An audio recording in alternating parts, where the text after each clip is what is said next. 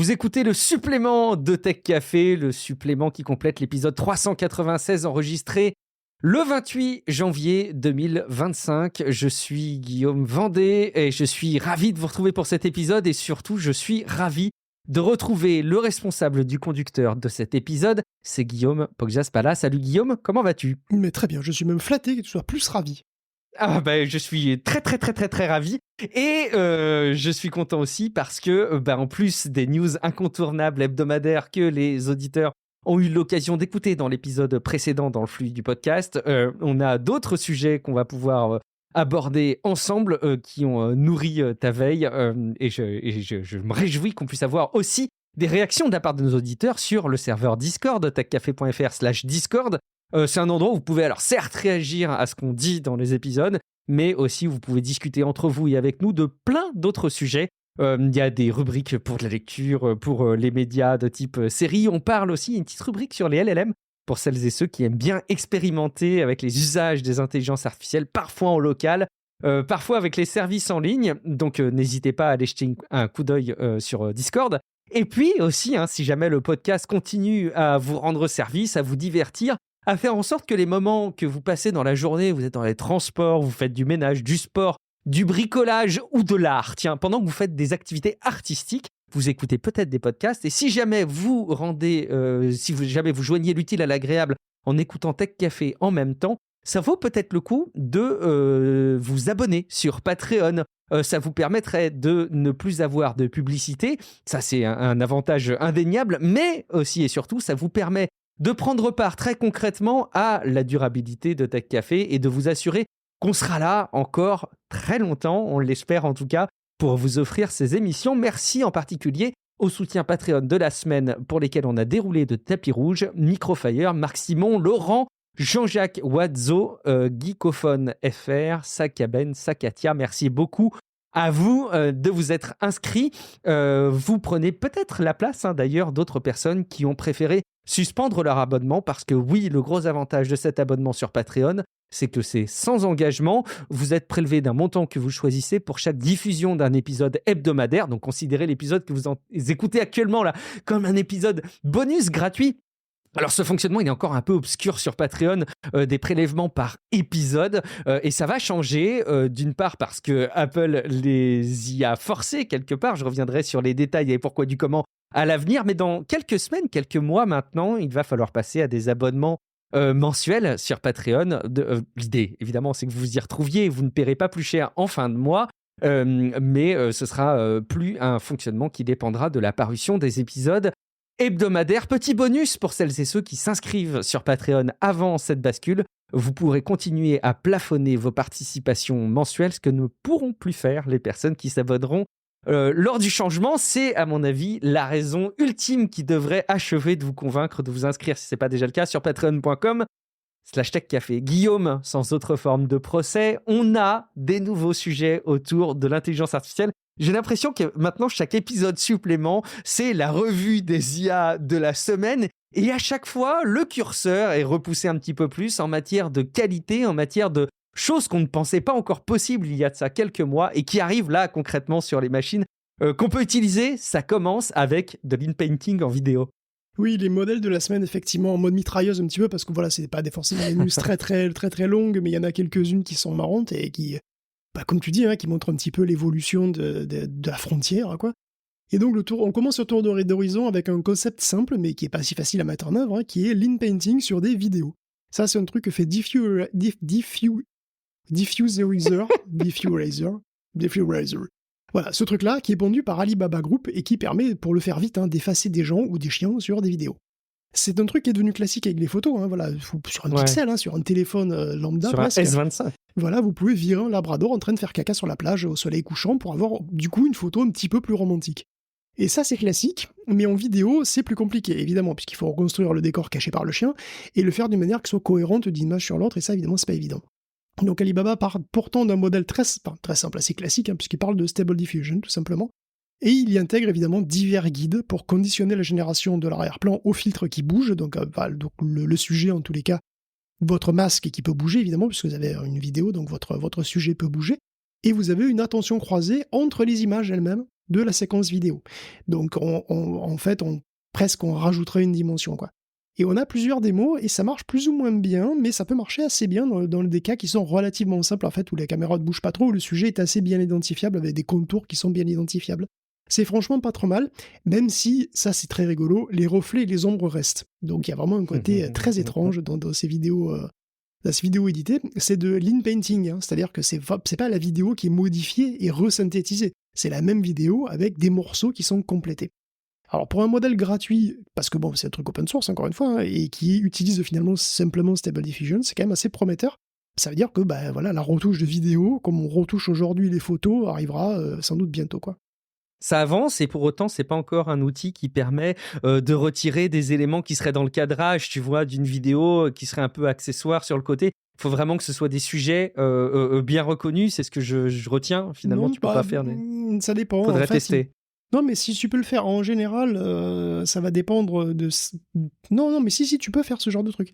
Les Ok. trucs les plus compliqués, finalement, c'est encore par exemple, si tu as un train, que tu vois, c'est un truc où il y a beaucoup de détails, par exemple, des petits détails qui sont difficiles à isoler, ou si tu as des choses qui bougent vite ou de manière un peu bizarre, tu vois, ça peut être plus difficile, mais bon, après...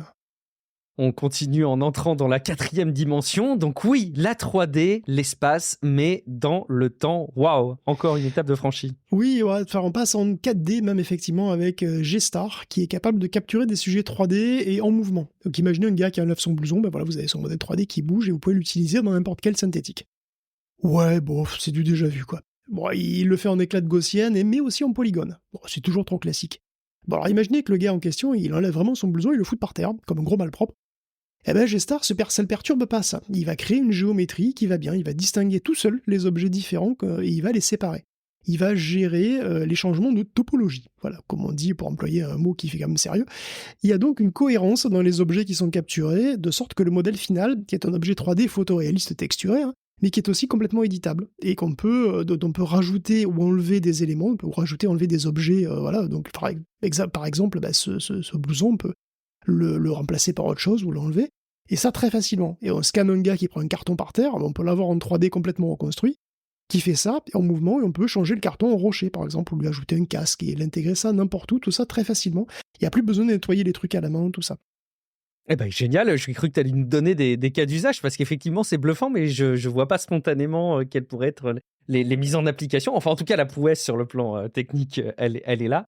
On continue avec des éclats de gaussienne? Non, pas tout à fait. Oui, si, j'ai vu passer ça sur YouTube, c'est une nouvelle fonction qui sera offerte par Spline, qui est une boîte qui fait déjà la génération de 3D, mais qui est assez bluffante en fait. Vous lui donnez une image, et le modèle vous imagine tout ce qu'il y a, tout ce qu'il ne voit pas, quoi, tout ce qu'il y a autour, tout ce qu'il y a derrière, etc., pour créer un Gaussian splat, quoi, effectivement des éclats de Gaussian de ton sujet.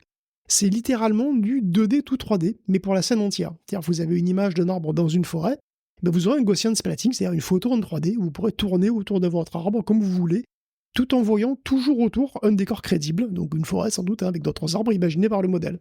C'est pas forcément très distinct d'ailleurs, l'arrière-plan parfois est un petit peu flou, bon voilà, mais en tout cas, le sujet lui-même est très bien représenté, c'est vraiment comme si vous pouviez plonger dans votre image en fait. Le modèle utilise un générateur vidéo en fait pour créer tous les angles de vue. Donc c'est du en fait image to vidéo concrètement, hein, et la vidéo c'est une vidéo particulière qui fait le tour du sujet tout simplement. Et il imagine donc le sujet et les informations donc, qui sont censées être autour, et tout ça est envoyé dans un générateur de Gaussian qui va produire cette espèce de photo 3D. C'est pas parfait, mais c'est quand même un peu magique, hein, c'est vraiment, on peut rentrer dedans, quoi. C'est encore un exemple de générateur 3D qui fabrique des environnements entiers, comme on en avait parlé déjà, au moins de 2 déjà, hein, et qui fleurissent un petit peu comme des champignons, si je veux dire. Et il y en a d'autres, par exemple, il y a, attention acrobatie, il y a un générateur qui s'appelle Unian 3D 2. C'est la version 2.0, qui est un modèle de Tencent en open source, qui est librement téléchargeable, hein, et qui prend lui aussi une image et qui crée un objet 3D texturé à partir de ça, avec un niveau de détail qui a l'air vraiment très correct. Et de toute façon, si vous voulez vous faire une idée de la multiplicité des générateurs 3D et de leur niveau de qualité, eh ben vous allez le voir vous-même, puisqu'il y a une arena, la 3D Arena de Hugging Face, dont le principe est le même, hein, que pour les LLM, hein, c'est-à-dire qu'on vous présente 2 générations, donc là c'est 2 objets 3D qui ont été faits par 2 modèles différents, et puis vous dites laquelle est la meilleure, tout simplement, et ça permet de faire un classement. Et donc il y a un top des générateurs qui pourra évidemment varier en fonction du temps, quoi, tout simplement. Et pour l'instant, c'est Trailis 3D GS qui est au top, mais ça va sans doute pas mal évoluer, vous pouvez aller voir ça. Pourrait prendre part à l'arbitrage des meilleurs générateurs 3D. On continue avec les remplacements, mais peut-être pas par les IA, par les stagiaires, Guillaume, c'est beaucoup plus simple enfin. Bah, stagiaire de 4ème, c'est plus simple, et puis c'est moins cher sans doute que Ah Devin. oui, Devin, ça on consomme moins avait- d'énergie. ça Ah, quoique, Quoi, ça je sais pas, ça mange, cet âge-là. ça mange. On avait déjà parlé de Devin, c'est un agent pour générer du code qui est fait par Cognition et qui était, enfin à une époque c'était une démo incroyable, c'était une des plus sophistiquées, hein. C'était peut-être le premier à aller aussi loin, puisque Devin ne fait pas que générer du code, c'est vraiment un agent à qui on donne une tâche complexe et qui va planifier son travail, va chercher la doc tout seul sur internet, générer du code, le passer en revue, le débugger, etc. de manière itérative et complètement autonome. Donc Devin avait vraiment fait forte impression, il était sur GPT-4 à l'époque, aujourd'hui il y a des alternatives comme Bolt ou Cursor d'ailleurs, mais Devin est disponible, ça y est, il n'y a pas très très longtemps, et il est très cher, il coûte $500 par mois, il promet Ouais. beaucoup, mais est-ce qu'il vaut $500 par mois, qui est quand même un salaire très bas pour un développeur, mais enfin bon, ça dépend du niveau du développeur peut-être. Donc Devin est basé sur Slack et GitHub, et il repose sur plusieurs modèles en fait qui interagissent, et il peut tout faire tout seul de zéro, des choses assez compliquées comme, je sais pas, migrer une base de code, créer un site web, une application iOS, hein, mais il peut aussi vous commander un tacos aux champignons d'ailleurs, hein, il n'y a pas besoin d'opérateur. Et qu'est-ce que t'as avec les tacos aux champignons Je cette sais pas ce qui semaine? m'arrive avec les tacos aux C'est champignons. pas bon en plus les tacos aux champignons. mais bon, en tout cas voilà, tout ça pour $500 par mois, en même temps il peut bien aller chercher un tacos. Enfin bon. Donc Ça, c'est il y clair. a eu des tests, évidemment à ce prix-là les gens veulent avoir une idée si ça vaut le coup ou pas. Et Devin s'en sort pas trop mal pour des tâches pas trop compliquées. Il a par exemple tout seul extrait des données d'une base de données Notion et il a mis dans un tableur Google Sheets. Il a créé un simulateur d'éphémérides pour les positions des planètes, ce qui est une belle réussite quand même, hein. Bravo. C'est impressionnant. Après, ça peut prendre du temps, ça peut prendre des heures, hein, voire des jours d'ailleurs. Et c'est pas aidé par le fait que Devin peut être complètement stupide et s'acharner à faire des trucs impossibles pour toujours. Comme un Parce que- stagiaire. Parce que, par exemple, parce que Devin peut partir dans un délire et planifier un truc qui est beaucoup trop compliqué pour la tâche demandée et s'y perdre complètement. Et il peut aussi halluciner des trucs et s'acharner à utiliser des fonctions ou des services qui n'existent pas. Et il tourne en boucle parce qu'il est persuadé que cette fonction existe alors qu'elle n'existe pas, et du coup c'est un problème. Donc il reste en boucle dans son délire. Sur 20 projets donnés, dans le cadre d'un test qui a été fait par le blog Answer.ai, 3 ont été des succès, 3 ont été des demi-échecs et 14 ont été des échecs. Et le pire peut-être, c'est qu'on ne peut pas savoir à l'avance si Devin va se planter. Parce qu'on ne peut pas se dire « Non, ça c'est trop compliqué, ça va le perturber », ou alors « On sait qu'il y a des trucs qui le perturbent ». En fait, c'est très difficile. C'est même si une tâche est facile, tu sais jamais trop. Tu sais jamais à quel moment il va se prendre les pieds dans le tapis. Devin, utilisant des modèles externes, il va évoluer. Hein, il est très ambitieux, faut dire. Hein. Et bon, avec de meilleurs LLM, évidemment, fournis par OpenAI ou d'autres, hein, ça pourrait changer. Mais pour le moment, il semble quand même peut-être trop ambitieux pour son propre bien. Alors, il y a des solutions peut-être plus accompagnées, qui sont directement intégrées à l'IDE, qui sont beaucoup moins chères, comme Cursor par exemple, qui sont peut-être aussi plus viables. Le chouchou du moment, vous l'avez compris, il nous vient de Chine, c'est DeepSeek, on en parle dans tous les derniers épisodes. Vous avez déjà expliqué un petit peu pourquoi et il était remarquable, de par notamment son économie et le fait que la Chine était peut-être un petit peu contrainte et que du coup, avec un certain nombre de contraintes, ils arrivaient à faire des prouesses. On continue à parler de DeepSeek. Et oui, c'est un énorme succès, il est devenu une des applications les plus téléchargées sur Android, et Pat Gelsinger lui-même l'a adopté. Et oui, on a des nouvelles de ce brave Pat. Qu'est-ce qu'il Bah fout alors, Pat, Mais qu'est-ce oui, qui devient? Il est peinard en retraite devant tout le monde veut prendre sa place? Eh ben non, même pas. Il a lancé une start-up qui s'appelle Glue, et qui est une sorte de réseau social pour les églises. Bon, Pat à la fois, donc apparemment. D'ailleurs, il en fallait pour reprendre les rangs de Dentel, donc je peux comprendre. Pat à la fois. Et Glue aura un chatbot, évidemment, parce que 2025. Et alors, ça aurait pu être GPT, hein, sans problème, sauf que DeepSeek, il est open source, donc why not? Et donc, voilà, on est sûr que les paroissiens, du coup, ne parleront pas mal de Xi Jinping. Ça, c'est très bien. Alors, revenons à DeepSeek, parce que quand même, déjà, c'est qui, DeepSeek? Qu'est-ce que c'est? Ça dépend de comment ils sollicitent DeepSeek, si c'est pas la version qui est mise à disposition. Oui, c'est vrai. Alors, effectivement, tu fais très bien de le dire, parce que moi, qu'on l'avait pas mentionné, mais DeepSeek est censuré via son API et via le site web, mais il semblerait qu'il ne le soit pas quand vous le téléchargez et que vous l'utilisez en local. Donc, c'est assez marrant. Quand il est sollicité avec Perplexity, par exemple, je pense qu'il ne doit pas l'être non plus, par exemple. En gros, ça dépend si vous avez fait une copie quelque part, quoi, et que vous utilisez cette copie, quoi.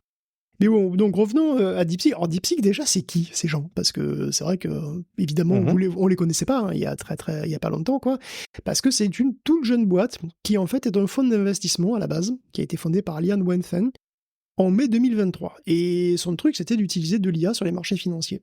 Alors là, ils auraient dans les 8 milliards d'actifs en ce moment, mais c'est pas un labo de recherche traditionnel, on va dire. Les LLM DeepSeek ont été créés parce que le boss avait une lubie, quoi, une obsession, et qu'il a fini par allouer quelques ressources à ça. DeepSeek a sorti déjà l'an dernier des modèles qui étaient très doués pour le code, on en avait parlé probablement dans les épisodes pratiques, et puis des mélanges d'experts assez compétitifs, en plusieurs tailles, mais leur premier grand fait d'armes, c'est des DeepSeek V2, V3, en particulier V3, le tout dernier, qui est aussi bon que GPT-4 et qui est complètement open source, disons, open weight, que vous pouvez télécharger et utiliser. Puis est venu ensuite DeepSeek R1, qui rivalise avec O1, et dont on a parlé dans l'hebdo. Alors, on ne connaît pas le budget précis pour DeepSeek R1, mais on connaît ce que nous en disent en tout cas les gens de DeepSeek pour la V3. Et c'est le modèle sur lequel est basé R1. Et c'est famélique. V3 a atteint le niveau de GPT-4 en 2 mois sur 2048 GPU H800. Alors donc c'est vrai qu'ils auraient donc utilisé bien des GPU de Nvidia, effectivement. Et d'ailleurs, ils leur donnent même des conseils pour améliorer leur puce, c'est un comble. Alors si vous vous souvenez, peut-être on avait parlé les H800, ce sont les versions bridées des H100 que Biden avait autorisé un temps les Chinois à acheter. Donc c'est même pas équivalent à 2048 plus H100 qu'on a en Occident, alors que justement ici on se la raconte avec des clusters à 100 000 H100 dans un futur proche, 1 million de H100, bon. Ok, sans compter qu'à côté les effets d'annonce à 500 milliards de dollars, DeepSeek a atteint le niveau GPT-4 avec 5 millions de budget en temps de calcul. Donc c'est littéralement de l'argent de poche. Pour n'importe quel hyperscaler, c'est de l'argent de poche. C'est à ce point d'ailleurs, c'est à ce point peu qu'il y a pas mal de gens qui y croient pas et il commence à y avoir des théories du complot comme ça. Bon, bref. Alors, comment ils ont fait, en tout cas, comment ils ont fait ça, autant qu'on le sache, quoi. Ben déjà, on ne connaît pas le mix de données, le dataset qui doit être de bonne qualité, évidemment, mais bon, on n'a rien de précis là-dessus. Par contre, il est détaillé dans le rapport technique, parce que le code est un open source, il y a un rapport technique dessus qui est ouvert. Il y a donc à ôter détaillé quelques optimisations qu'a fait DeepSeek, et pour résumer, ils ont bossé à fond l'optimisation des ressources qu'ils avaient, parce que quand on a des moyens limités, on est forcé de devenir un peu plus créatif, quoi. Ils sont allés très proche du métal, ils ont réécrit tout leur kernel CUDA eux-mêmes, ils ont géré de manière perso la communication entre les nœuds, ils ont même programmé presque un quart des multiprocesseurs de leur carte pour ne pas faire de calcul, mais pour gérer les flux entre les GPU eux-mêmes. Alors pourquoi ? Parce qu'en faisant ça, ils ont pu superposer au maximum les temps de calcul et les temps de transfert. Parce que, évidemment, vous pouvez faire des calculs sur 2048 GPU à la fois, il y a des échanges de données, quoi. Et ces échanges de données, c'est forcément des goulets d'étranglement. Donc c'est comme si une partie du GPU lui-même était un système de cache de niveau 3, un cache L3 pour le réseau, pour faire simple. Un quart de la GPU est une sorte de cache avec son contrôleur, et ça a permis de réduire à presque zéro les latences et l'utiliser à les 2048 cartes pratiquement comme une seule, sans latence. Waouh, c'est beau. Et ça, c'est du boulot parce qu'une H100 ou une H800, ça a plein de niveaux de mémoire différents, ça a plein de niveaux de réseau aussi, puisqu'il y a le NVLink pour la communication dans le nœud, à l'intérieur du nœud, entre les cartes d'un même nœud, et puis la InfiniBand quand tu passes à l'extérieur du nœud.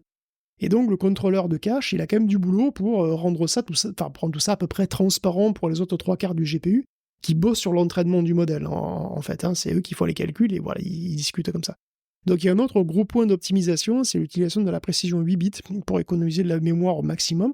Donc ils utilisent le 8 bits au maximum, même s'ils ont quand même besoin de plus de précision parfois, et là ils vont encore rester au plus juste quand même. Donc ils vont vraiment essayer d'économiser la mémoire autant que possible.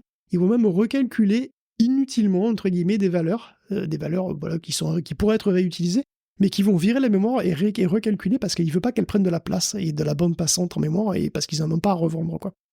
Et donc, c'est en potassant au maximum les capacités et les caractéristiques de leur matos que les gens de DeepSeek viennent même faire des recommandations à NVIDIA, à leur dire, voilà, votre manière de faire des multiplications 8 bits par 8, elle est un peu naze, en fait, il va falloir nous changer ça.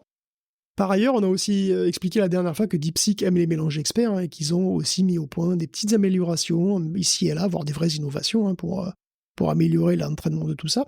Et donc, en empilant tous ces trucs petit à petit, il semblerait qu'on puisse être vraiment plus efficace que ce que font les Américains. Mais ça reste du déclaratif quand même. Et c'est certain que c'est flatteur pour la Chine aussi de tourner un peu en ridicule son grand rival en montrant à quel point eux, ils sont plus efficaces et que voilà, vous nous faites des restrictions, on s'en fout, nous, on est plus intelligents. Bon, en gros, soft power, quand tu nous tiens. Évidemment. Et alors, je pense que, oui, c'est clair que c'est le cas, mais DeepSeek a aussi fait très fort. Hein. Clairement, je pense qu'il y a vraiment beaucoup à apprendre, en fait, et je pense qu'il montre un exemple d'ingéniosité. Et c'est un exemple d'ingéniosité qui pourra bénéficier à tous, puisque OpenAI, il jette des milliards à la tronche des problèmes, et il publie pratiquement rien. Et pendant qu'ils vantent fièrement un abonnement à 200 balles par mois, les Chinois sont 10 fois moins chers au token, parce que GPT-4o déjà. Hein. Alors que les prix des IA américaines ont tendance à monter, les Chinois font des promos. Donc, parce que ça, que vous croyez c'est ou des pas, prix Temu. que vous croyez ou pas effectivement que DeepSeek a réussi avec 5 millions à arriver au niveau de GPT-4, ce qui est clair, c'est que les prix, c'est pas les mêmes. Et pour les capacités, si tu veux, ça n'a rien à voir, quoi. Et ça, c'est un avantage tangible.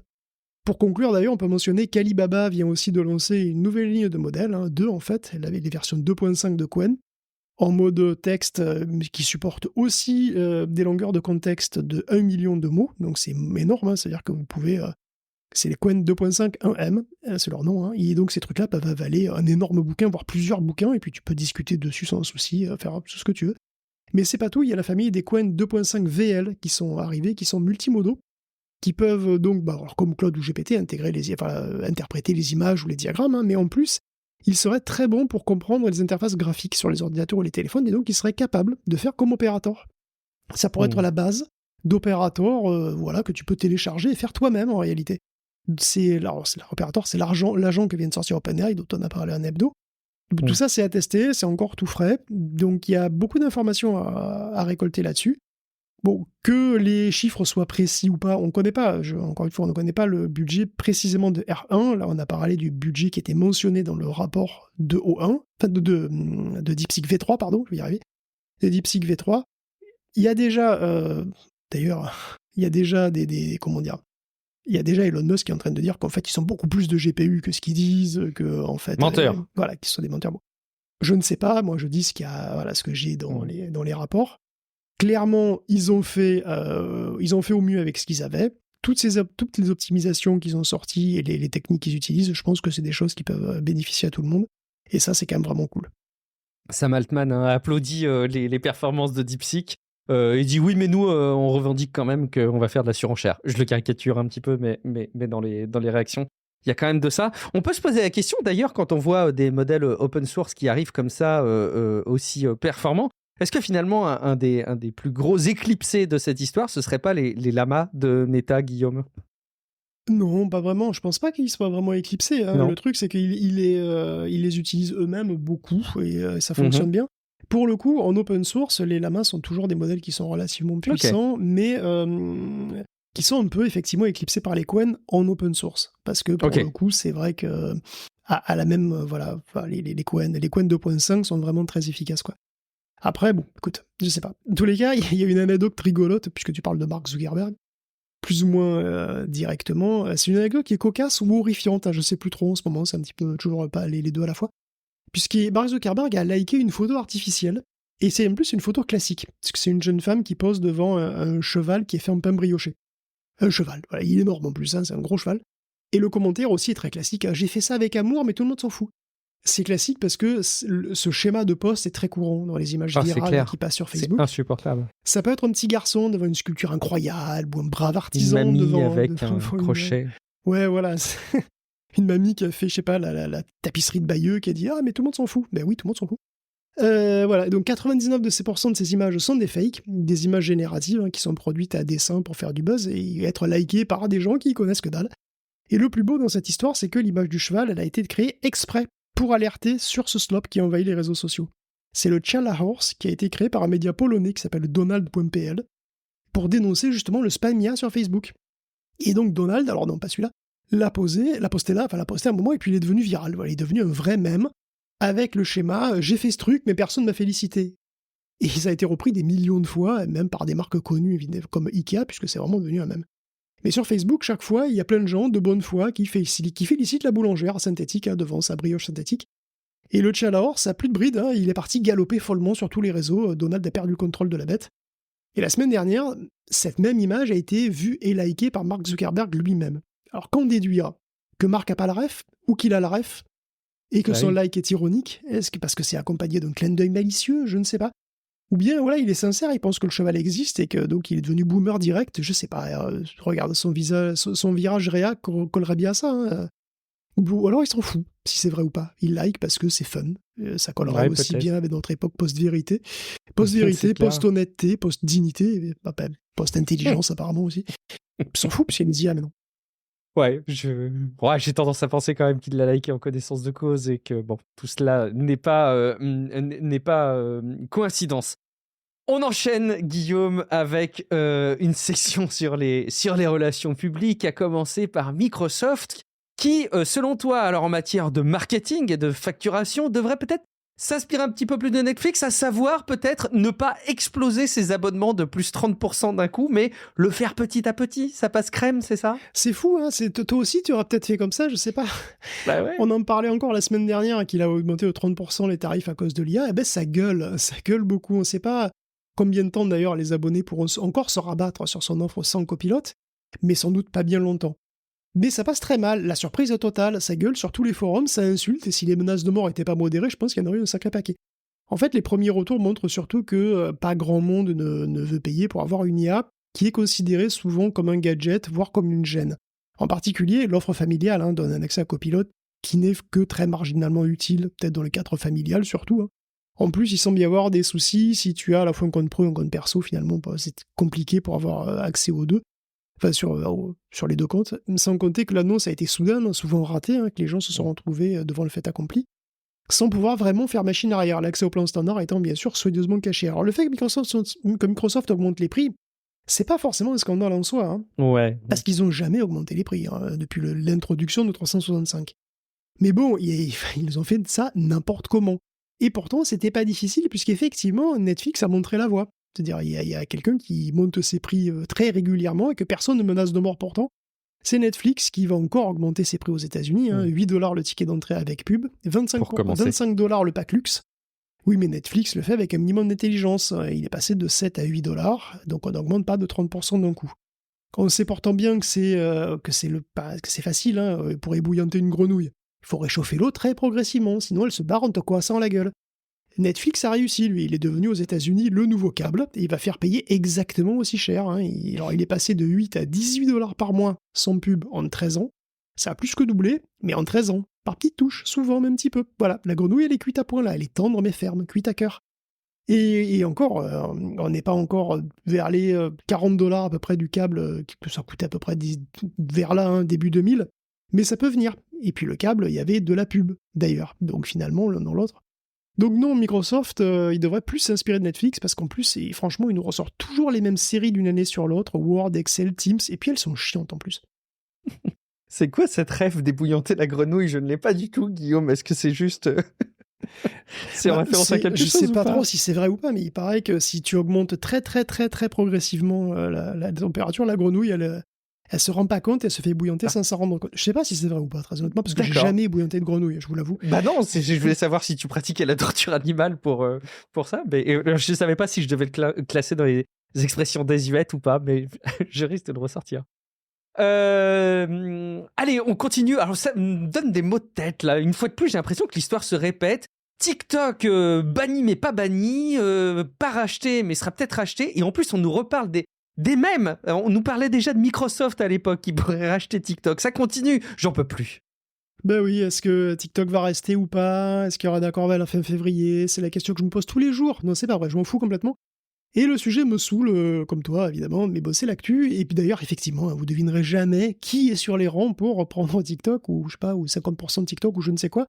Oracle et Microsoft, exactement comme en 2020. Ça fait 5 ans que ça dure. C'est la news de la marmotte. Voilà, j'en peux plus. Bon, est-ce que ça va marcher? Parce qu'il faudrait que les Américains reprennent le paquet, hein, cette fois, tous les algos, parce que bon, si l'algo reste chinois, je sais pas, enfin bon bref, je ne sais pas si ça va se faire, c'est pas gagné. Mais en attendant, et contre toute attente, y compris les miennes, hein, Red Note, alias donc le fameux Xiaohongshu, dont on a parlé il y a peu, reste dans le top des téléchargements, non seulement aux États-Unis, où TikTok est pourtant revenu, mais aussi ailleurs. Alors il est revenu, mais il est toujours pas téléchargeable au moment où je parle, hein. Mais aussi ailleurs dans le monde, où TikTok n'est pas du tout menacé, en tout cas a priori, il va être Red Note, donc Xiaohongshu, et pas mal téléchargé. Pourquoi? On ne sait pas. Il y a forcément eu une couverture médiatique énorme ces derniers jours. Tech Café en a parlé, ce qui suffit forcément à faire exploser sa popularité dans le monde Normalement, francophone, bien sûr. C'est vrai. Mais pour le reste du monde, je ne me l'explique pas. Vraiment, je ne sais pas. Dans 42 pays non occidentaux, l'application a été dans le top 3 des téléchargements entre le 13 et le 21 janvier, en Algérie, au Mexique, au Pérou par exemple. Alors les experts l'expliquent par l'air du temps, donc ils l'expliquent pas trop en fait. Mais disons que ça se passe aux États-Unis, et c'est assez. Ce qui se passe aux États-Unis, évidemment, c'est assez médiatisé, forcément c'est très suivi, et donc ça donne envie d'explorer d'autres applis chinoises peut-être, bon, c'est fun.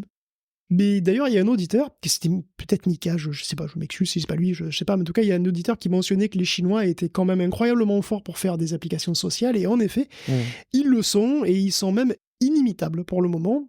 Et le fait est que tout le monde essaye de faire pareil, que TikTok, avec les Reels, avec les Shorts, avec ce que vous voulez, mais personne n'a réussi à créer exactement la même chose que sur la forme, parce que sur la forme c'est pareil, mais sur le fond, c'est pas pareil, ça reste différent. Les utilisateurs de TikTok mentionnent souvent une différence fondamentale avec Instagram, qui est pourtant devenu formellement très proche. En fait, les vidéos se propagent pas pareil. Sur Instagram, elles sont d'abord poussées aux proches et aux followers. Sur TikTok, n'importe quoi peut être vu par n'importe qui si l'algo décide que c'est tendance. Allez. Sur TikTok, les utilisateurs parlent de communautés, de pairs, qui se parlent et s'échangent des choses, d'une authenticité, à l'inverse d'Instagram où on doit se montrer et performer. Les gens sur TikTok seraient plus proches, ce seraient plus bruts. Alors, vrai ou pas, moi je suis mal placé pour en parler, mais c'est le ressenti de beaucoup de gens, et TikTok capitalise énormément là-dessus, avec la deuxième chose que les Occidentaux n'arrivent désespérément pas à faire, c'est le commerce social. Les Chinois sont devenus des spécialistes là-dessus. Des spécialistes du shopping récréatif et du e-commerce social, avec des influenceurs par milliers, qui ont l'air proches de vous, des gens comme vous, qui testent des nouilles, qui mangent des nouilles comme vous, c'est-à-dire salement, en mettant sur la moustache, et que vous pouvez acheter immédiatement la plateforme de e-commerce et le réseau social étant indissociable. Et c'est aussi le cas de Red Note d'ailleurs. Et avec ce mélange, les Chinois ont trouvé la bonne recette, il semblerait, enfin, pour moi, je pense, pour moi ça conviendrait pas du tout, ils ont trouvé la bonne recette commercialement parlant. Moi ça me convient pas du tout ce genre de truc, mais ça convient manifestement à plein de gens. Après, il faut relativiser, le phénomène Red Note est marrant et intéressant, mais si TikTok disparaît aux États-Unis, c'est Meta c'est à Meta que ça va profiter. Et maintenant, on en est sûr, puisque au lendemain des annonces de Mark Zuckerberg, dont qu'on a relaté bien entendu, vous vous en souvenez, il y a eu un appel à boycotter Meta que je peux renouveler ici. Je le dis, n'enrichissez pas Meta. Voilà, je l'ai dit, et ça n'aura sans aucun doute aucun impact, ou quasiment aucun impact. En tout cas, autant d'impact et d'efficacité que la semaine dernière. Et je m'explique. Enfin, quand j'en parlais, je sais plus, la semaine dernière, je crois. Parce que, selon Business Insider, il y a eu un fléchissement du nombre d'utilisateurs Facebook en janvier, suivi par un rebond, quand la Cour suprême a décidé de maintenir la loi qui risque de bannir TikTok. Aujourd'hui, l'engagement sur Facebook est revenu au même niveau qu'avant la décision de Zuckerberg, sur l'arrêt du fact-checking, et donc des politiques sur la haine en ligne. Si TikTok part, c'est plus de 3 milliards de revenus supplémentaires projetés pour Meta. Donc autant dire que ça lui ferait bien plaisir. Et du reste, les gens qui sont d'accord avec Mark Zuckerberg, ils n'ont pas de raison de partir. Et selon un sondage, seuls 25% de la population générale serait encline à partir. Un tiers des gens approuvent complètement le changement, et un autre tiers s'en fout complètement. Et parmi les jeunes, entre 18 et 24 ans, la moitié est à fond pour. Bravo les jeunes!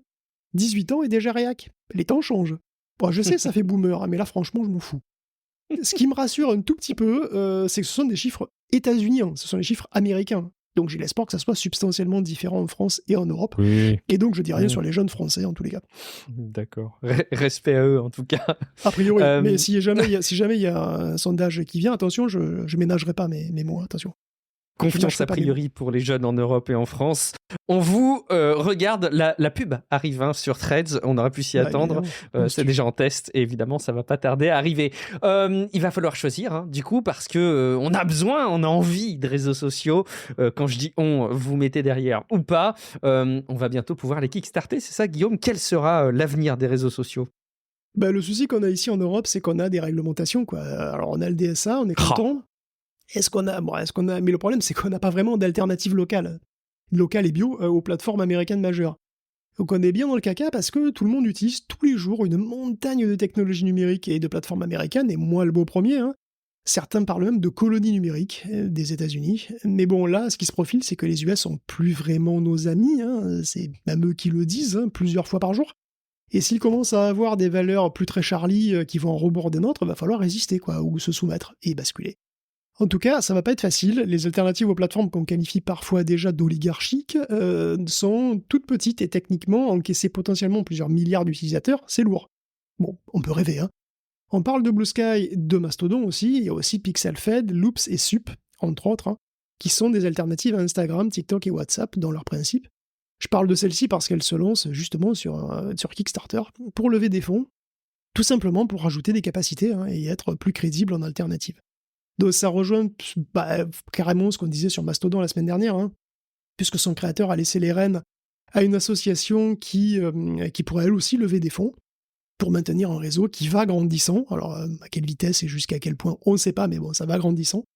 D'ailleurs, PixelFed et les autres sont aussi basés sur ActivityPub, le même protocole que Mastodon. On pourrait être face à une vraie alternative. Des réseaux décentralisés, interopérables et financés par des organisations ou des collectifs, et donc jamais par des gens particuliers, quoi. Avec pas de pub, hein, plus de ciblage, plus de dark patterns, plus d'algo addictifs, plus de commerce permanent, ce serait pas mal, hein. Ça pourrait être très cool. Après, les chiffres de Business Insider me rendent pas très très optimiste, je l'avoue.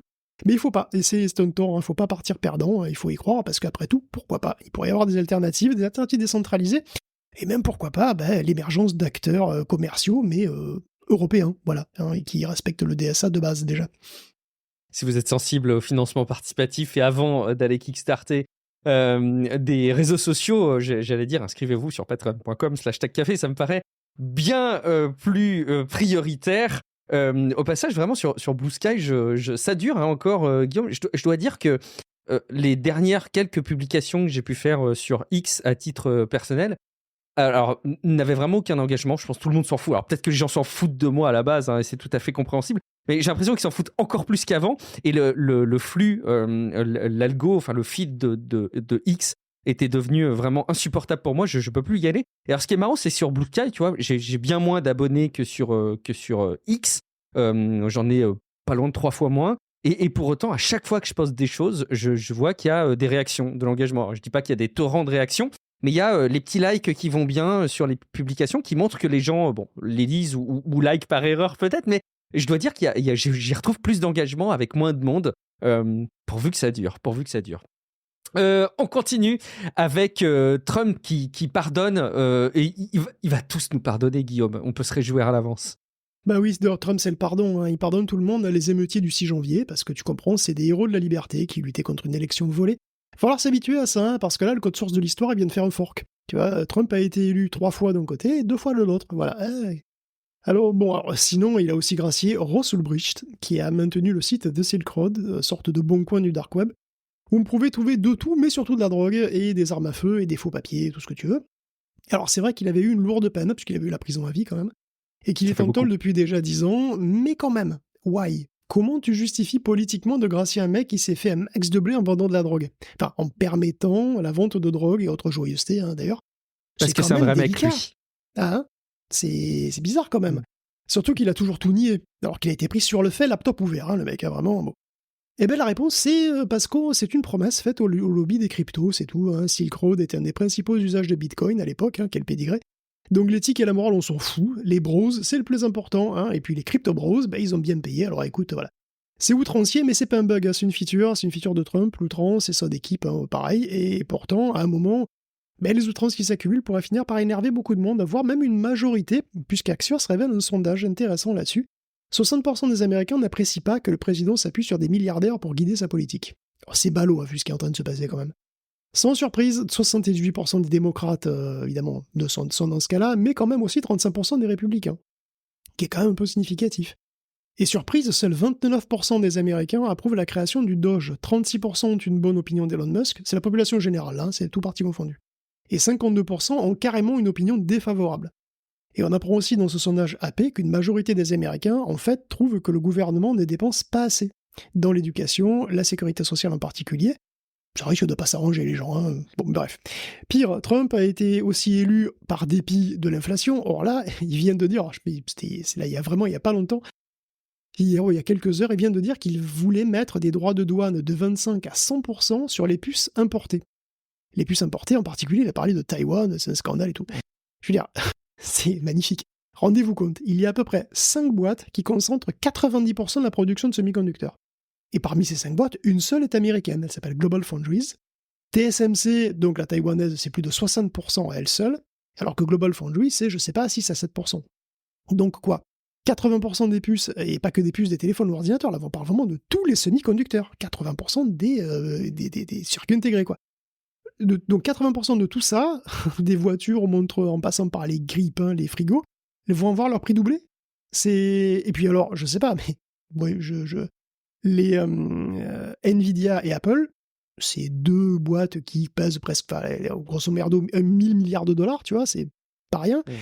Elles achètent des puces à Taïwan. Oui, par palette entière. Par palette entière. Et l'économie américaine, elle est bien contente de ça. Alors, c'est Donald, hein, donc on sait jamais ce que ça va donner au final. Hein. L'homme orange parle beaucoup, hein, il ne peut pas s'arrêter. Mais bon, faudrait pas qu'on oublie qu'il y a des élections de mi-mandat, quoi. C'est quand même marrant. Franchement, s'il met en place ce qu'il dit, ce qui est complètement con, hein, je vois pas comment le dire autrement, moi, je prends un pot de glace et je regarde. Parce que ça va être très, très rigolo. Ouais, je suis pas certain que ça aille jusqu'au bout. Tu parlais du Doge, on a des premiers résultats de 80 premières heures de boulot. C'est 420 millions de dollars de contrats qui ont été annulés. Alors dis donc, ça part très fort, ça part très vite. Et pourtant, ce serait que 3% de l'objectif. Alors en fait, j'ai vu ce chiffre, je me disais, mais c'est dingue, ça veut dire que pour atteindre des réductions budgétaires de 60 milliards de dollars d'économies par an, ça voudrait dire que non, c'est quoi, si on fait la projection, c'était quoi les objectifs du Doge, Guillaume? Je sais pas si tu avais les chiffres en tête. Plusieurs, non, j'ai pas les chiffres en tête, mais parce que je suis même pas sûr que c'est, enfin, je sais pas si il parlait de 100 milliards ou je sais même plus en fait. Mais sauf que ça va être compliqué de maintenir ce rythme, non? Enfin, ça me semble très très compliqué quand même d'arriver à maintenir ça. Mais bon. On continue justement, on parle d'Elon Musk et puis tu nous avais relayé avec quand même une certaine forme de scepticisme, hein, Guillaume, ses prestations dans Path of Exile. Si je résume un petit peu, très bien classé dans Diablo, pas mal, très bien placé dans Path of Exile, ça fait soulever des sourcils et en plus il était intervenu dans des vidéos où vraisemblablement il n'était pas au fait du top gaming de ce jeu. Bon, entre temps il a reconnu, hein, Guillaume. Alors, il a reconnu, je sais plus exactement. En tout cas, ça serait confirmé puisque Elon Musk est un escroc à Path of Exile 2, puisque un streamer a repéré un de ses persos de jeu niveau 96 qui bougeait en même temps qu'il était présent physiquement à l'investiture de Trump. Et son portable gamer allumé, hein, manifestement, donc ça paraît assez clair que quelqu'un joue à sa place. Alors, on sait pas qui, bien sûr, c'est peut-être un de ses enfants, je sais pas, mais bon, clairement, il partage son compte, hein, donc ça sème le doute. Sur ses performances, non seulement à Path of Exile 2, mais aussi à Diablo, bien évidemment. Est-ce qu'il l'a reconnu en public? Je ne sais pas. Il avait apparemment, je crois qu'un streamer ou un média, il avait plus ou moins... Il me semble qu'il a échangé par message privé avec un streamer, effectivement, voilà, en connaissant. C'est resté privé. En tout cas, bon, le pro gamer Elon va peut-être aussi se faire jeter de Reddit. Enfin, d'un grand nombre de flux Reddit qui n'ont pas apprécié son geste maladroit, tu sais, à l'investiture, ce fameux geste maladroit. Enfin, perso... Cette crampe du coude, hein, c'est ça? Je ne sais pas. Moi, je sais pas ce qu'il a vraiment voulu faire. Enfin, je sais pas s'il a vraiment voulu faire un salut nazi depuis le début. Moi, je suis pas dans sa tête. Hein. Dieu merci. Dieu merci. Par contre, moi, ce que je peux voir, c'est sa réaction à toute cette affaire. Parce qu'il a fait un geste qui a été interprété par les néo-nazis eux-mêmes comme en étant un de salut nazi. Toute la fachosphère se sent plus pissée après ça. Dans ce genre de cas, si tu as un geste qui a été récupéré par des gens que tu ne soutiens pas et qui a un sens aussi lourd que ça, aussi extrême que ça, tu t'excuses. Je sais pas, c'est un minimum, non? Tu fais amende honorable. Tu dis vraiment, ouais, non, franchement, j'ai pas fait exprès, désolé, non, je suis pas nazi, j'encourage pas les nazis, voilà, tu fais amende honorable. C'est un truc que tu ferais, j'imagine, une situation-là, si, tu vois, c'était récupéré par des gens que t'apprécies pas. Lui, qu'est-ce qu'il a fait? Il nous a envoyé nous faire foutre. Il a dit, m'emmerdez pas, le coup du nazi c'est usé, voilà, faites pas chier. Donc, quelle que soit son intention initiale, sa réaction à tout ça est de toute façon hautement problématique. Ouais. Tout ça venant avec beaucoup d'autres choses et problématique concernant Musk et X. Et c'est pour ça, d'ailleurs, que il est, de mon point de vue, parfaitement légitime que certains subreddits commencent à bannir X. Alors, en tout, ça veut dire que tout lien vers X sera interdit, voire parfois toute copie d'écran. Alors ça dépend, parce qu'évidemment, ça va varier en fonction des modérateurs hein, et des subreddits. Mais bon, voilà, hein, qu'est-ce que tu veux que je te dise? C'est une action qui paraît anecdotique, mais qui me paraît tout à fait légitime. Ouais, bon, j'ai mon avis pour m'être intéressé sur pas mal de personnes spécialistes du sujet sur le plan notamment historique. Il n'y a absolument aucun doute que ce monsieur a fait un salut nazi. Oui, il a bien reconnu avoir partagé son compte quelque part. Mais il s'en défend. Il a dit que de toute façon, c'est obligé pour rivaliser avec les joueurs asiatiques de le faire, puisque eux, de toute façon, ils le font. Donc écoute, si les autres le font. On enchaîne, Guillaume, avec une troisième et dernière rubrique de cet épisode supplément pour parler un petit peu de matériel. Et alors là, ça va permettre d'illustrer cet épisode. C'est ce que tu avais prévu, Guillaume. On va parler d'haltère. Alors, est-ce que tu veux te mettre au sport, c'est ça? Tu veux te mettre à l'haltérophilie? C'est la nouvelle rubrique dans ta café? Bah, il faudrait, parce que voilà, avec mon corps de lâche, là, il faut quand même que je fasse quelque chose. Oh. Quel est le record du plus gros levé de disque dur? Eh ben, c'est simple, alors, c'est des haltères en disque dur. Voilà, il faut des haltères en disque dur. Alors, c'est pas très répandu comme discipline, c'est vrai, les haltères en disque dur. Et puis, dernièrement, c'est devenu des SSD, donc c'est des haltères en SSD, mais ça change rien. Il y a eu un record de levée de SSD qui est détenu par, alors, Hafþór Julius Björnsson, qui est l'acteur qui jouait la montagne dans le Trône de Fer et qui a soulevé pour 453 kilos de SSD avec ses énormes bras tatoués. 453 kilos de SSD qui représentent 280 pétaoctets sur le record absolu de volume de données soulevé par une seule personne. C'est un coup de pub, évidemment, c'est un coup de pub de Phison et Vdura, spécialistes des SSD et prestataires cloud. Et leurs affaires vont bien à eux, parce que l'IA, elle a aussi besoin de beaucoup de stockage, décidément, elle a vraiment beaucoup de besoins. Et elle a besoin de stockage rapide, de préférence, et donc les tailles des SSD n'en finissent plus de monter. On va passer à 128 Teraoctets chez Phison, 123 chez Solidigm, et bientôt autant chez Samsung d'ailleurs, c'est prévu, et tout ça pour pas plus cher que les 64 Teraoctets actuels qui étaient déjà qui était le maximum pour le moment, quoi. Le principal facteur de progression des tailles, c'est le nombre de bits par cellule, qui peut passer de 3 à 4 pour les plus gros disques. Il y a une concession qui est faite sur la vitesse, en particulier la vitesse d'écriture, mais ça vaut le coup, puisqu'il y a quand même, là apparemment, il y a une demande, ils voient vraiment une demande pour toujours plus de volume, quoi. Et puis pour aller encore plus loin, ils vont empiler toujours plus de couches, et des couches toujours plus denses. Plus de couches, ça fait un truc plus épais d'ailleurs, mais bon, c'est pas super grave. Donc l'IA profite aussi aux producteurs de SSD, décidément, c'est impressionnant. T'imagines la réunion du service marketing quand même? Comment est-ce qu'on pourrait promouvoir nos capacités de stockage avec nos appareils? Et on n'a qu'à faire un concours d'haltérophilie où les types soulèveraient des disques durs. Oh, bonne idée, on y va à fond. Intéressant. C'est en tout cas pas une idée retenue pour le marketing chez Sony, qui va un peu à l'inverse, quelque part aux antipodes. Ils arrêtent, eux, les supports physiques avant que ça redevienne à la mode, comme les bons vieux vinyles, c'est ça? C'est juste une petite news, effectivement, pour mentionner que Sony arrête de fabriquer plusieurs supports physiques bien connus qui fera ressentir de nostalgiques souvenirs à certains de nos auditeurs, puisqu'il y a le Blu-ray, le mini-disque, les mini-disques data aussi, et puis les cassettes mini-DV. Et je me rends compte d'ailleurs que j'ai tout utilisé, voilà, sauf les MD data, c'est qui trahit, disons, ma grande expérience du milieu. Puisque les cassettes mini-DV ont été introduites quand même en 95 et les mini-disques en 92, et que j'en ai toujours, et que d'ailleurs mon lecteur fonctionne toujours. Alors attention, quand je dis que Sony arrête le Blu-ray, je parle des Blu-ray réinscriptibles, c'est-à-dire ces fameux BDR ou RW là, que vous pouvez mettre dans les ordinateurs. Évidemment, plus personne n'a des lecteurs de Blu-ray, je pense, il y a encore moins des graveurs de Blu-ray, donc ça doit être assez rare. Par contre, ils vont continuer à produire des Blu-ray pour les films, les Blu-ray de films de cinéma que vous trouvez à la Fnac, je pense qu'ils continueront encore à sortir dans le commerce pendant un bon moment. Pour la PlayStation 5 et la Xbox. Il faut... alors c'est des Blu-ray, oui, c'est des Blu-ray plus haute densité. Mais effectivement, ça fait quelque chose quand même de se dire que voilà, il n'y aura plus donc de mini-disques et de mini-DV. Verbatim continue à produire des Blu-ray réinscriptibles. Pour le reste, je sais pas trop. Si vous en voulez, faites-en un petit stock parce que je doute qu'il y ait beaucoup de gens qui continuent à produire des mini-disques ou des cassettes mini-DV, peut-être les cassettes mini-DV plus. Donc il va falloir effectivement continuer à en faire des petits stocks. Je suis pas certain que le mini-disque revienne à la mode, mais tu sais qu'il pourrait parce que il a un côté rétro-futur, le mini-disque, clairement. Donc c'est des petits, pour ceux qui connaissent pas, c'est vraiment des petits disques qui sont dans une espèce de cartouches en plastique comme ça, et qui peuvent enregistrer jusqu'à 4 heures de musique, bon 4 heures de musique, en qualité CD, puis j'utilise un algorithme de compression. Un des premiers algorithmes de compression d'ailleurs, qui était même avant le MP3, c'était la track. Et donc ces trucs-là, c'est assez marrant parce que par exemple, dans Matrix, Neo en utilise pour stocker des données. Donc il y a vraiment un côté rétro-futuriste à ce truc-là, et va savoir peut-être un jour, effectivement, ça sera très recherché, je ne sais pas. Pourquoi est-ce qu'ils étaient toujours fournis avec...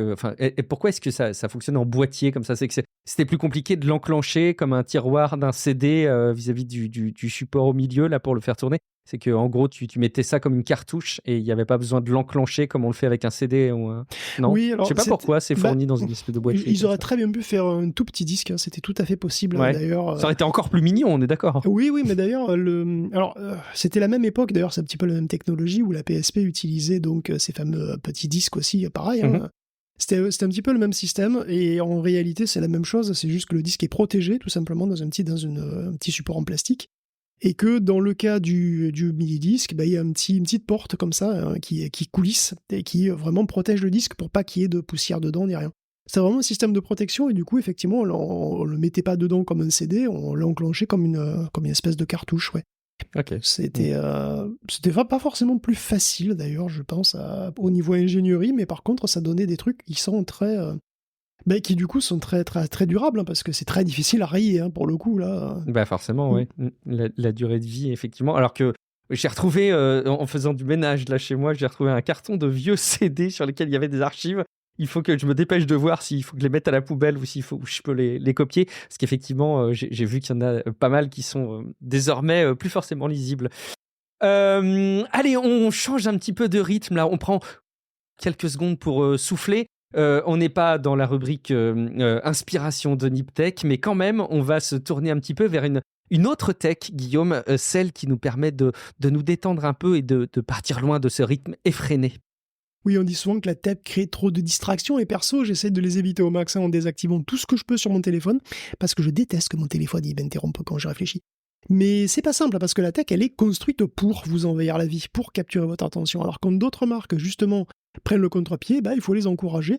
Et c'est l'objet même d'un nouveau label qui s'appelle le Calm Tech Technology, qui est fait par le Calm Tech Institute, où on est pépère tranquille. Voilà. Où on n'aime pas se faire emmerder par des machins qui vibrent toutes les 30 secondes. Le label compte 81 points, que je vais vous énumérer tout de suite. Premièrement, non, je rigole, parce que j'ai envie d'aller dormir avant 4h du mat. Donc disons qu'il y a plein de critères. J'ai eu peur une fraction de seconde. Il y a plein de critères, donc aussi, alors, plein de critères sur les matériaux, la réparabilité, évidemment l'interface, et puis le caractère non invasif de l'appareil, et qui donne donc finalement un score, une note, hein, et il y a même déjà des appareils grand public qui ont été certifiés. Alors ils ont été certifiés comme étant conformes au label Calm Technology. Et il y a par exemple la tablette Remarkable. La Remarkable Pro, qui est donc une tablette e-ink de prise de notes, va jouer là-dessus. C'est vraiment sa philosophie, quoi. Elle a tout un aspect concentration, tu vois, où on ne te perturbe pas. Tu fais ton truc, tu te concentres sur ton truc. On élimine donc au maximum les interruptions, et puis au maximum le nombre de fanfreluches non essentielles à la fonction principale, quoi. Alors il peut y avoir des trucs très très simples qui ont le label Calm, comme des détecteurs de CO2, radon, qui ne font que ça, quoi, mais qui le font bien. Et puis il y a des trucs un peu bizarres, mais pourquoi pas, comme une clé physique qui verrouille les apps distrayantes. Donc tu choisis les apps qui te bouffent la vie, au hasard complet Instagram et TikTok, et ton téléphone ne t'y donnera accès que si tu vas chercher la clé, que tu la montres à ton téléphone. Le but, c'est de rajouter de la friction aux applications pour passer naturellement moins de temps dessus. C'est un peu étrange, mais pourquoi pas, c'est assez fou qu'on en arrive à des extrémités pareilles, mais bon. Il y a aussi un hub de maison connectée qui est en bois, avec quelques icônes minimalistes et une interface en 2 lignes de texte. En fait, c'est un écran qui s'allume, il y a des LED derrière, quoi, ça fait un écran pixelisé, quoi, très très pixelisé. Et c'est très simple, l'interface est minimaliste, et du coup, évidemment, sur cette interface-là, on ne peut pas te montrer de pub flashy, de vidéos, non, il n'y a que les fonctionnalités, c'est tout, c'est simple, direct, et c'est super, quoi, en fait, ça suffit. Donc il y a une tendance intéressante de la Calm Tech, qui est une tech qui est à votre service, et pas l'inverse, comme c'est le cas en général. Ça me parle beaucoup. Tu sais qu'on parle de la Remarkable. J'avais fait un tout petit épisode l'été dernier pour parler de mon chouchou, de mon appareil favori. Là, je l'ai encore sous les yeux. Je prends une petite note pendant qu'on enregistre. Le Supernote. Je trouve cet appareil absolument génial. C'est une petite tablette e-ink qui est loin d'être donnée aussi, je trouve, mais qui répond bien, je pense, à ces enjeux de slow tech, puisque tu as vraiment le sentiment d'écrire. Puis tu as quand même des avantages à l'avoir en numérique plus qu'un carnet papier, avec une grande réparabilité, une grande durée de vie, plus encore que la Remarkable, parce que la Remarkable, au passage, elle nécessite assez vite un abonnement, et ça devrait être banni, tu vois. Tu devrais pas avoir un appareil tech c'est vrai, complètement. qualifié de calm tech, Attends, tu peux mais pas avec du un tout abonnement. l'utiliser sans abonnement ou c'est juste pour des De quoi? services Remarkable, je pense que Remarkable, très très vite, les services les plus intéressants nécessitent un abonnement. Je crois que tu... Bah, très bonne question. Moi, j'avais en tête le fait que, au-delà d'un usage vraiment basique, tu as besoin de l'abonnement. Mais je vous laisse me corriger et puis je ferai mes devoirs si Non, mais jamais c'est pas le cas pour le prochain j'en ai épisode. pas, j'ai pas regardé. Il me semblait. Et au passage, ça me fait penser, il y a Abrège, c'est une chaîne YouTube d'un maker, il fait des choses en impression 3D, en électronique, qui avait fait comme ça une vidéo sur un coffre dans lequel tu enfermes ton smartphone pour ne pas être distrait pendant un moment donné et vraiment bosser. Tu vois à quoi on en est rendu finalement. Allez, on continue avec la gestion de l'énergie. Est-ce que on va pouvoir se tourner vers une alternative quasiment carbone neutre? C'est nos enjeux, hein, Guillaume, pour la planète. Oui, figure-toi que parce que je l'ai appris finalement dans cet article, hein, je n'avais pas conscience de ça, mais on peut extraire de l'hydrogène du sol. Comme le gaz naturel, hein, voilà, on peut extraire du gaz, mais bon, c'est pas du méthane, quoi, c'est du gaz, c'est de l'hydrogène. Il y a de l'hydrogène dans le sol qu'on peut prélever par forage, donc c'est une énergie fossile, et donc qui n'est pas vraiment renouvelable, mais qui est carbone neutre, puisque c'est de l'hydrogène, donc il n'y a pas de carbone, quoi. En fait, dans le sol, certaines roches, comme les olivines riches en fer, vont conduire à des réactions chimiques sous la pression qui vont péter des molécules d'eau qui est dans le coin, quoi, et qui vont produire de l'hydrogène. Il y a la radioactivité aussi qui peut contribuer à tout ça. Il serait même possible de favoriser ce processus en envoyant de l'eau sous terre. Alors je sais pas à quel point ça marche bien, à quel point ça prend du temps, ou rendre le truc un peu renouvelable, je sais pas exactement. Mais tout naturellement, les gens qui forent, qui sont spécialistes de faire des trous et des gros trous, ils commencent à s'intéresser au forage pour récupérer de l'hydrogène directement. Parce que why not, hein, c'est inflammable, ça explose même, mais le gaz naturel aussi, c'est dangereux de toute façon. Et on pourrait avoir une énergie d'extraction qui soit carbone neutre. Par définition, quoi. Alors c'est étonnant comme perspective, et il y a beaucoup de questions encore évidemment. Le prix, bien sûr, il faut que ça soit pas trop cher à extraire, hein, idéalement le même prix que le gaz, ou moins, mais pas beaucoup plus, quoi. Et l'autre gaz, je veux dire, l'hydrogène est très peu dense, donc il y a aussi toutes les problématiques de stockage, de transport en masse, forcément, parce que bon, voilà, c'est pas évident forcément à manipuler. Et puis il faut mentionner aussi qu'il y a quand même un vrai souci possible, c'est que l'hydrogène n'est... Alors, l'hydrogène est par définition carbone neutre, évidemment. Mais il contribue aussi indirectement au réchauffement climatique quand il est sous forme libre dans l'atmosphère. En fait, l'oxygène qui est libéré, d'une manière ou d'une autre, l'oxygène qui est libéré, il a deux destins. 70 à 80% de l'hydrogène est capturé par les sols, par les bestioles qu'il y a dedans, les bactéries, tout ça, et le reste subit une réaction d'oxydation qui bouffe de l'hydroxyle. Or, cet hydroxyle, c'est un truc qui réagit en général avec le méthane. Ce qui fait qu'au plus il y a d'hydrogène libre, au plus il y a de méthane, et au plus il y a de méthane dégagé par ailleurs, au plus le méthane reste dans l'atmosphère, en fait, tu vois. C'est parce que le méthane, c'est un gaz qui est un gaz avec un très fort effet de serre. Donc le truc, c'est pas vraiment que l'hydrogène pose un problème en lui-même, c'est qu'en fait, il bouffe l'hydroxyle, et cet hydroxyle sert à limiter la quantité de méthane dans l'atmosphère. Donc, au plus il y a... Donc, bon, on sait très bien qu'il y a énormément de dégagement de méthane, il y a beaucoup de méthane dans l'atmosphère en ce moment. Hein. Et donc, si tu veux, indirectement, rajouter l'hydrogène, c'est aussi rajouter du méthane indirectement, tu vois, puisque ce méthane ne disparaît plus, quoi. Ça a rajouté le méthane qui ne disparaît plus. Bon, alors du coup, la question se pose. Oui, je veux dire, on va pas envoyer de l'hydrogène dans l'atmosphère, c'est pas le but, évidemment. Mais il y a toujours des fuites. Donc si on extrait de l'hydrogène avec très peu de fuites, de manière très efficace, et que ça peut remplacer des combustibles carbonés, en fait, c'est bon. Mais si jamais il y a beaucoup de fuites et qu'il y a des gros dégagements, à chaque fois, c'est un peu comme si on rejetait du méthane indirectement. Et là, c'est pas bon du tout. Donc c'est à prendre avec prudence. Mais bon, forêt, c'est quand même vachement à la mode en ce moment, donc voilà, peut-être ça a un avenir. Drill, drill, drill. Allez, on termine avec Google qui voudrait se faire une place dans le monde de la réalité mixte. Il se passe des trucs chez Google, hein, tu connais la réalité mixte. Android XR est en cours de finalisation, c'est un nouveau système d'exploitation qui est assez intéressant, qui est une réponse donc évidemment au Vision OS d'Apple. Google a débauché d'ailleurs des équipes de chez HTC pour le finaliser et pour créer un casque modèle un petit peu qui s'appelle le projet Muon, équipé d'Android XR et qui a été testé tout dernièrement par Marques Brownlee. Donc c'est en marge du Unpacked, de l'événement Unpacked de Samsung.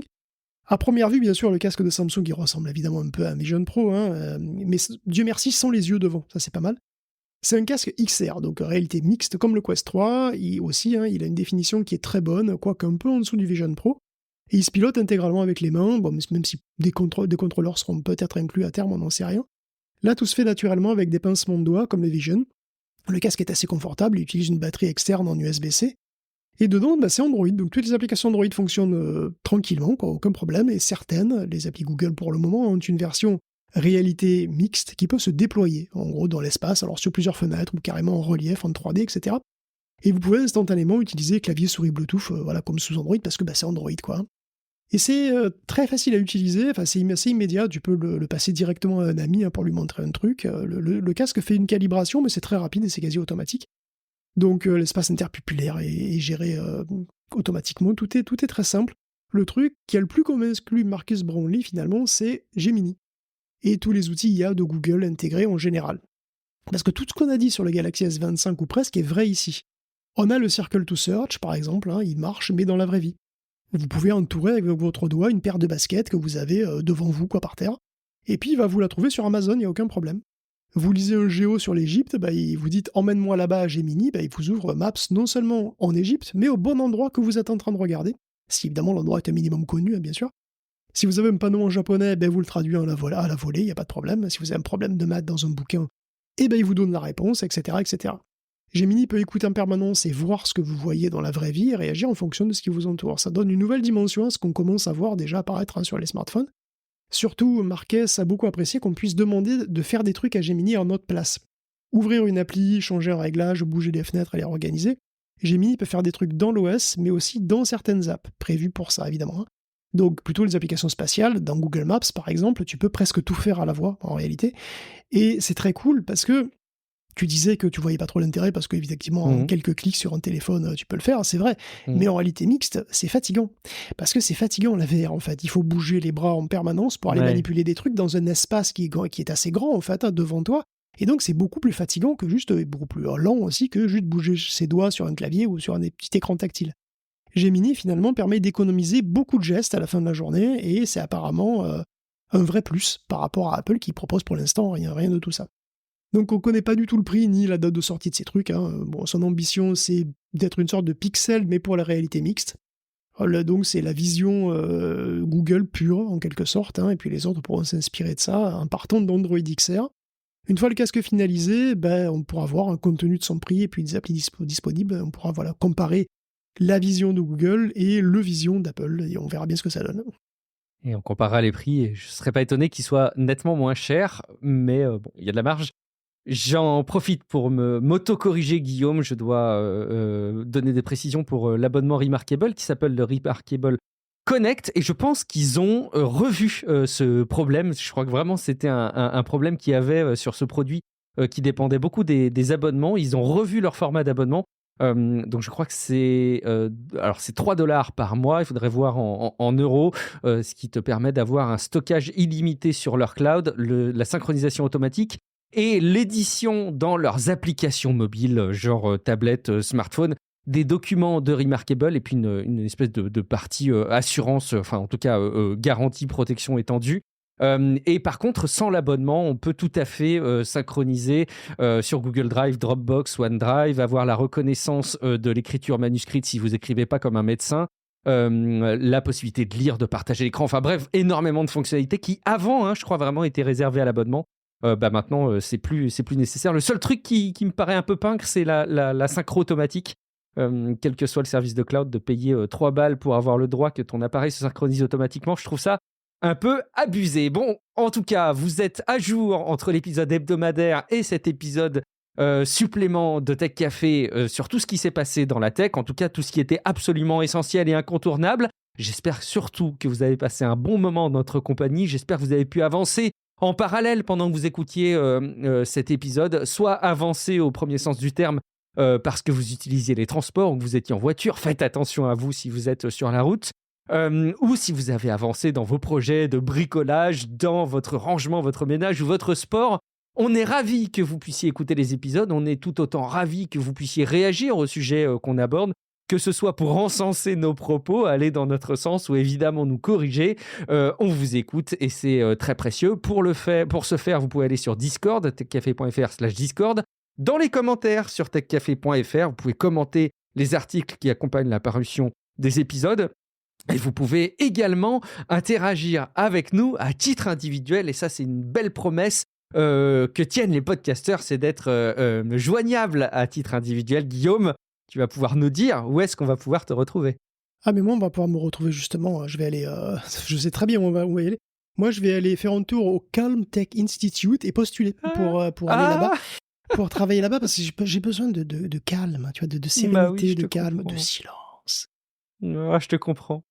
Eh ben écoute, très bien, merci. Moi, vous me retrouverez derrière mon super note en train d'écrire plein de trucs probablement très très importants et très intéressants, mais que je garderai quand même pour moi. Et plus globalement, vous me retrouvez sur Blue Sky. Vous aurez le lien dans les notes de l'épisode. De temps en temps, assez régulièrement le soir, mais ça peut m'arriver aussi en journée, je peux diffuser des parties de jeux vidéo Zelda Echoes of Wisdom sur Twitch.